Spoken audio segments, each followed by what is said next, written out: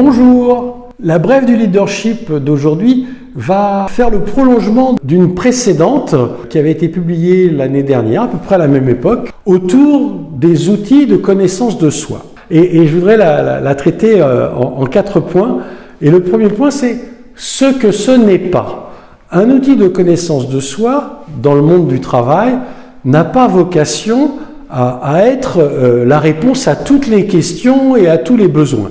Et le premier élément à considérer, c'est ce n'est pas un moyen de s'étalonner par rapport à un poste de travail. Certes, c'est parfois aidant, il y a des métiers, il y a des postes de travail, il y a des activités professionnelles qui vont faire appel à des qualités humaines et des qualités personnelles marquées, ou dans lequel, eh bien, effectivement, il y a un certain type de tendance que l'on peut y voir, mais ça n'est pas, et en aucun cas, un moyen d'étalonner une personne par rapport à un poste de travail. Je m'explique par rapport à ça. Par exemple, sur les fonctions commerciales, on dit ah bah oui, quand on utilise un outil de connaissance de soi, peut-être qu'on pourrait dire voilà, cette personne-là, elle fera un bon commercial. Mais je dis non, pas nécessairement. Tout dépend de la stratégie commerciale que vous avez. Si vous avez une stratégie commerciale très offensive, très orientée vers la prospection, il est évident qu'une personne dont les appétences naturelles, dont les énergies, les préférences relationnelles et comportementales qui sont plutôt extraverties, qui sont plutôt orientées vers l'action, tournées vers le résultat, va extrêmement bien fonctionner et ce sera sans doute une bonne personne. Mais si en revanche, eh bien, votre stratégie de développement commercial, c'est plutôt d'être dans la rassurance, d'être dans le fait que vos clients, eh bien, soient satisfaits, que la relation s'inscrive dans du long terme, que vous ayez plutôt le souhait d'aller vers de l'élargissement de portefeuille et d'équipement de votre client, eh bien, au contraire, des profils plus rassurants, plus paisibles, plus posés, plus en recherche harmonique et consensuelle avec le client, vont extrêmement bien fonctionner. Donc vous voyez, rien que sur le métier du commerce, on va y voir des différences qui sont très liées à la façon dont vous voulez vous développer commercialement parlant.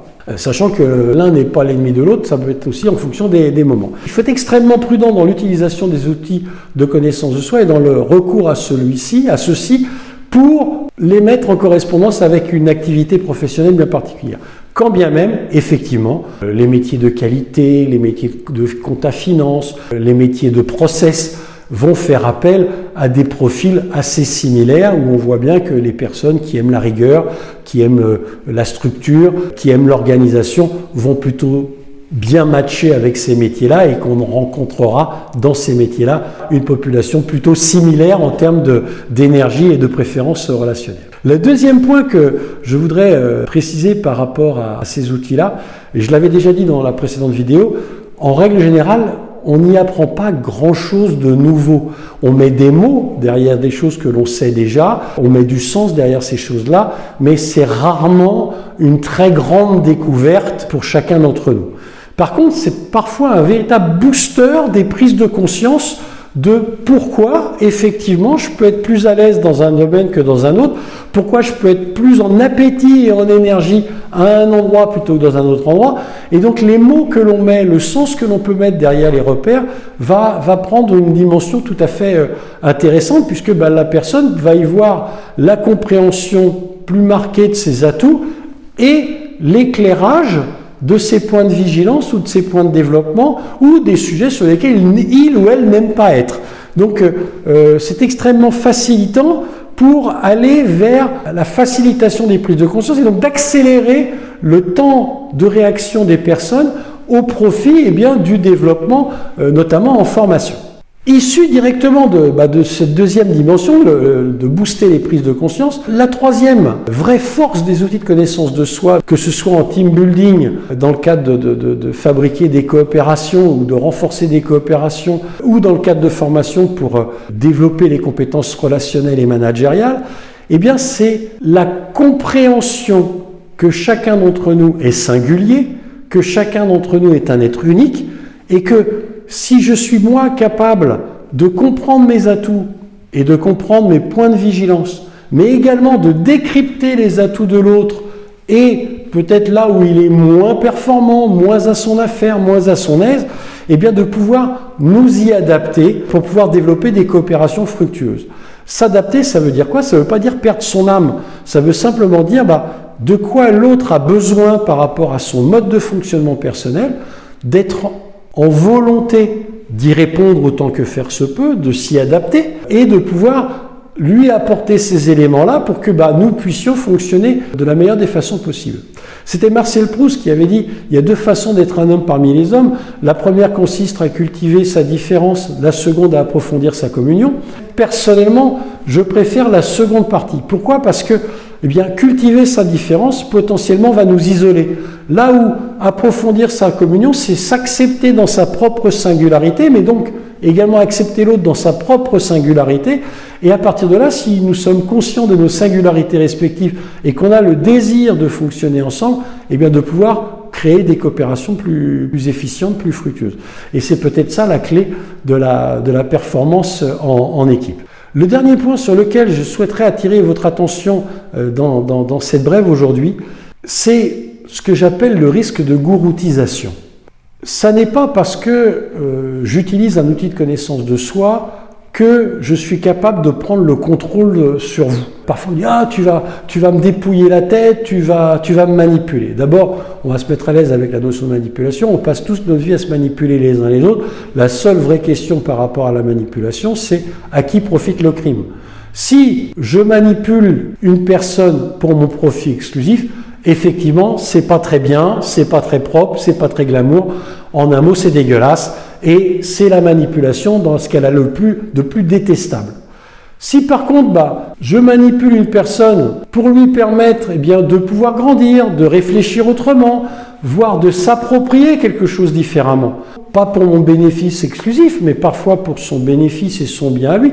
Quand un manager manipule un collaborateur en disant « ce serait bien que tu fasses telle formation pour t'ouvrir à telle perspective, à tel outil, à telle compétence, à telle technologie », il le fait pour maintenir l'employabilité de son collaborateur.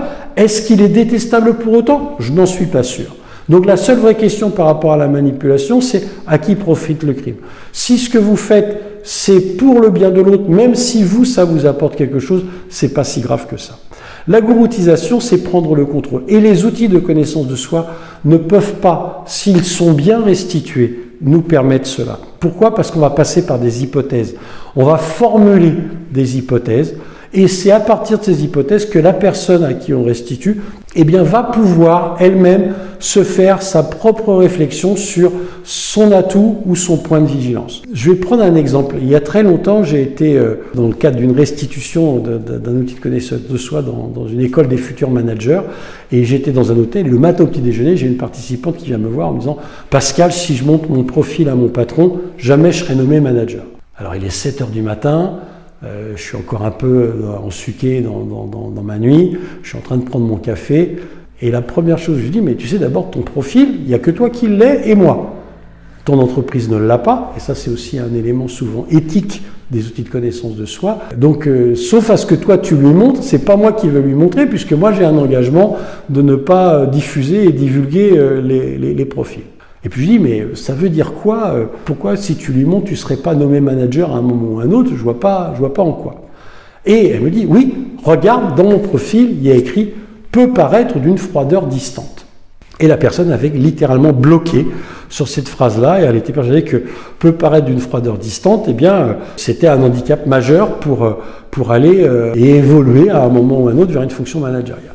Il est 7h du matin, je ne suis pas encore complètement d'équerre pour assurer, et je regarde ma tasse de café, et là, je la regarde et je dis « Est-ce que toi, le matin, quand tu arrives sur le plateau dans l'entreprise, tu fais la tournée des gens qui sont déjà là pour leur souhaiter une bonne journée, leur demander comment ils vont, etc., etc. » Bref, dans mon esprit, c'était créer du lien.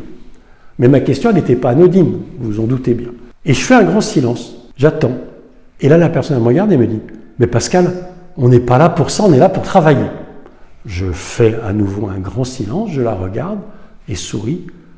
Et là, je la vois s'illuminer et comprendre qu'avec ma question, elle avait simplement éclairé cette phrase du sens que cela pouvait avoir à un moment ou à un autre, en arrivant, en s'installant directement à son poste de travail, sans même aller saluer ses collègues, ça pouvait donner ce sentiment d'une certaine froideur distante. Alors c'est vrai que c'était quelqu'un qui était plutôt très orienté vers l'introversion et vers les mécanismes et les process, et pas forcément vers la relation. Donc ce qui fait que dans tout le reste du parcours, dès qu'on était dans les activités plutôt créatives, plutôt faisant appel à une forme d'extraversion, etc., elle disait non mais ça c'est pas pour moi, je vous laisse travailler. Et dès que je disais bon alors il est temps de rassembler les idées pour préparer la synthèse, elle prenait assez naturellement le leadership et elle s'était mise en paix avec cette phrase peut paraître d'une froideur distante. Tout ça pour vous dire qu'à partir d'une lecture et d'une compréhension d'une personne au travers de son profil et avec le métier, on pourrait assez facilement vouloir l'amener à un certain endroit, mais je pense que ça n'a pas grand intérêt, que le seul vrai intérêt et la vraie vertu de ces outils, c'est d'aider la personne à s'approprier les endroits où il peut y avoir des éléments bloquants ou à éclairer ces éléments par une capacité à l'aider à voir autrement pour mieux voir, mais ne pas vouloir absolument prendre le contrôle. Donc si d'aventure, à un moment, une personne était amenée à vous dire, parce qu'il a eu accès à votre profil, je vais te dire qui tu es, pourquoi tu es comme ça, etc., comme ça, fuyez là, sauvez-vous, ne restez pas en face d'elle, parce que là, effectivement, elle est en train d'essayer de vous gouroutiser la tête, et c'est pas quelqu'un de respectable à ce moment-là que vous avez en face de vous. Ces outils sont d'abord des moyens pour aider celui qui l'utilise à vous aider à aller plus vite, à prendre la mesure d'un certain nombre de choses, et pour vous aider à mieux vous comprendre pour mieux comprendre l'autre, ni plus ni moins. Et ne perdons jamais de vue qu'un outil de connaissance de soi, en particulier sur les aspects comportementaux, a une durée de vie limitée, puisque le comportement, c'est une réponse d'adaptation à l'environnement. Ce qui vaut pour aujourd'hui pourra être différent si demain les événements et l'écosystème ont changé. J'espère que cette brève de leadership sur les outils de connaissance de soi vous aura peut-être éclairé différemment sur la façon dont on peut s'en servir et dont on peut les utiliser. Je vous souhaite une bonne réflexion. À très bientôt. Au revoir.